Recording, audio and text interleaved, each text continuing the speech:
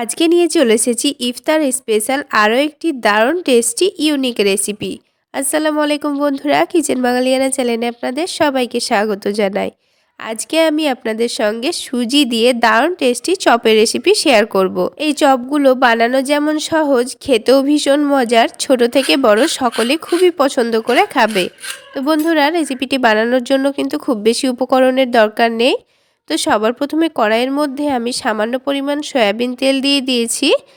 তেলটা যখন হালকা একটু গরম হয়ে যাবে তখন এখানে হাফ টেবিল চামচ পরিমাণ কালো সর্ষে দিয়ে দিচ্ছি।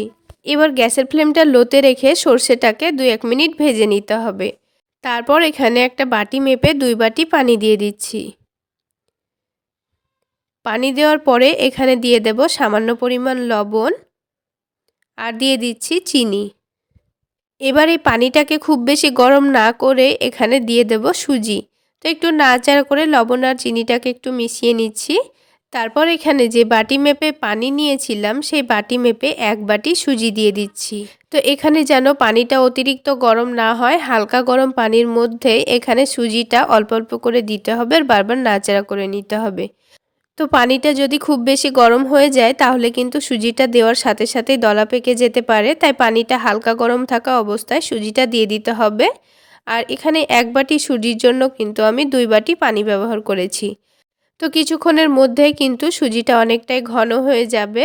এবার আমি গ্যাসের ফ্লেমটা একটু বাড়িয়ে দিয়ে সুজিটাকে আরও একটু ভালোভাবে ঘন করে নামিয়ে নেব। তো সুজিটা দেখুন অনেকটাই কিন্তু ঘন হয়ে গেছে। এবার এটাকে আমি নামিয়ে ঠান্ডা করে নেব। তো এবার সুজিটা নামিয়ে রেখে এটাকে হালকা ঠান্ডা করে নিতে হবে।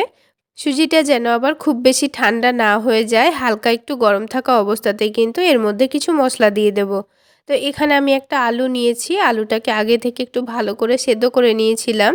তারপর আলুটাকে একটা গ্রেটারের সাহায্যে গ্রেট করে নিচ্ছি। তো একটা আলুই কিন্তু হয়ে যাবে। তো আলুটা গ্রেট করে দেওয়া হয়ে গেলে এবার এখানে কিছু মশলা দিয়ে দেব। তো প্রথমেই দিয়ে দিচ্ছি পেঁয়াজ কুচি, তারপরে ঝালের জন্য দিয়ে দিচ্ছি কাঁচামরিচ কুচি। এবার এখানে দিয়ে দেব স্বাদমতো লবণ। লবণটা যেহেতু আমি সুজির মধ্যে দিয়েছি তাই এখানে লবণের পরিমাণটা একটু বুঝে নিয়ে দিয়ে দিতে হবে।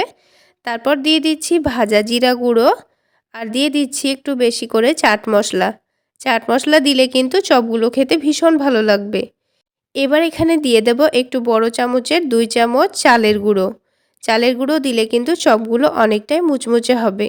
আর বন্ধুরা, আপনাদের হাতের কাছে যদি ধনেপাতা থেকে থাকে তাহলে কুচি করে দিয়ে দিতে পারেন, তাহলে খেতে ভীষণ ভালো লাগবে। তো এইবার সব কিছুকে একসঙ্গে ভালো করে মেখে নিতে হবে।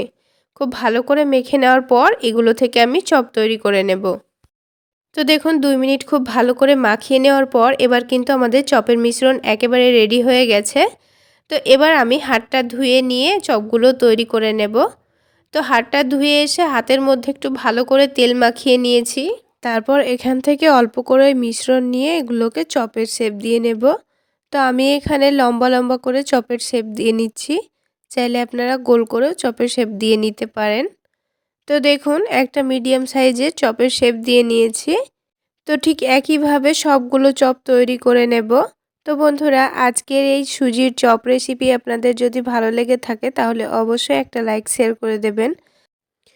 আর আমার এই সহজ রেসিপিগুলো যদি ইউটিউব চ্যানেল থেকে দেখে থাকেন চ্যানেলটি সাবস্ক্রাইব করে দেবেন। আর ফেসবুক পেজ থেকে দেখে থাকলে পেজটি ফলো করে দেবেন। তো দেখুন দুটো চপ তৈরি করা হয়ে গেল। ঠিক একইভাবে আমি সবগুলো চপ তৈরি করে নিয়েছি। এবার এই চপগুলোকে আমি এক সাইডে রেখে দিয়ে আরও একটা কাজ করে নিতে হবে।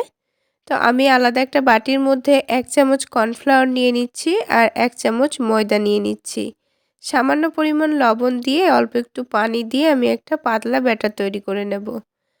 তো ব্যাটারটা কিন্তু ঘন করে তৈরি করব না, আমি পাতলা করেই তৈরি করে নেব। সেজন্য একেবারে পানি দিয়ে দিয়েছি। তো দেখুন ব্যাটারটা কিন্তু আমাদের তৈরি করা হয়ে গেছে। এবার এখান থেকে একটা চপ তুলে নিয়ে ব্যাটারের মধ্যে ডুবিয়ে নিতে হবে। তো ব্যাটারের মধ্যে খুব ভালো করে ডুবিয়ে নিচ্ছি।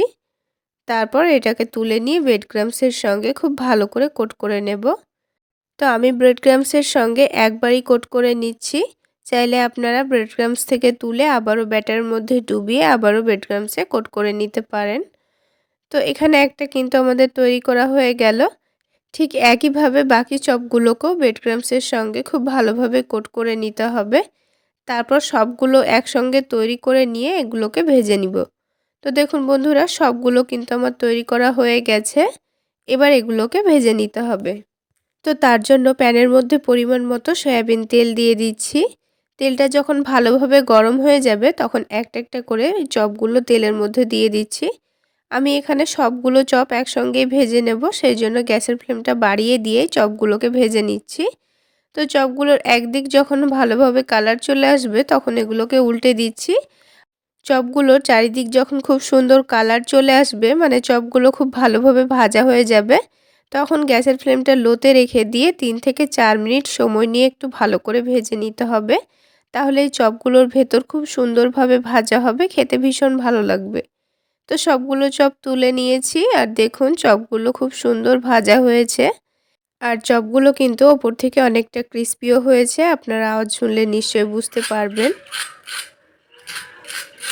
এবার একটা চপ আমি আপনাদের ভেঙে দেখিয়ে দিচ্ছি এর ভেতরটা। তাহলে বন্ধুরা, আজকে এই পর্যন্তই। সকলে অনেক বেশি ভালো থাকবেন, সুস্থ থাকবেন। দেখা হচ্ছে আরও একটি নতুন রেসিপি নিয়ে নেক্সট এপিসোডে।